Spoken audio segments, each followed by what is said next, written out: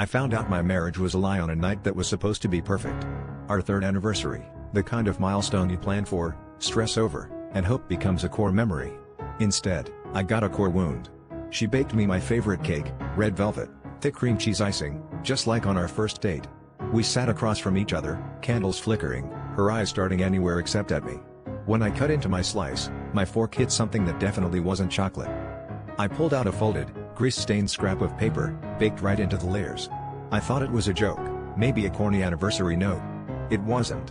It was a love letter, obviously old, with her handwriting all over it, addressed to her ex. Not just some generic "I miss you," but explicit details about how she still loved him, how she regretted settling for me, and how she was waiting for the right moment to leave. My hands shook. I read it 3 times, each word blurring with the next, her voice suddenly sounding like a stranger's. When I looked up, she was crying, but it wasn't the kind of crying you do when you're caught. It was like mourning. She started blurting out apologies, saying she'd forgotten the letter was hidden in the recipe box, how she never meant for me to find it, how she'd written it months ago but never sent it. She swore she'd chosen me, chosen us, but every tear felt rehearsed, every word tasted bitter.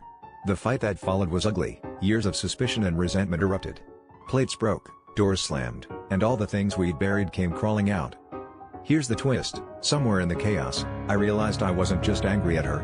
I was furious at myself for ignoring all the signs, for wanting so badly to believe in the storybook version of us that I let myself become background noise in my own life. She betrayed me, sure, but somewhere along the way, I betrayed myself too.